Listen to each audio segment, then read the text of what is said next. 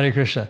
So this it's a conversation that took place in a room in San Diego in 1972. Atreya Rishi was there, Prabhupada was there, a lady was there, and Krishna Kanti was there. There may have been other people, but I don't know who they are. In the conversation, Atreya Rishi was saying that someone said that it would be better to call the society the International Society for God Consciousness. And he also said that some people are very critical about the devotees going with shaved heads and kurtas and dhotis and singing on the streets and women wearing saris.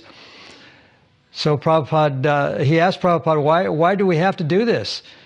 So Prabhupada just waited a while. Then he launched into the story about what he called half a hen. And the story was that there was once upon a time, there's a Bengali proverb, a story about a man who didn't like the fact that he had to feed the hen in order for it to lay eggs. So he thought the best thing would be to cut off the head of the hen. And then because that's expensive, we have to keep feeding it and we'll get the eggs anyway.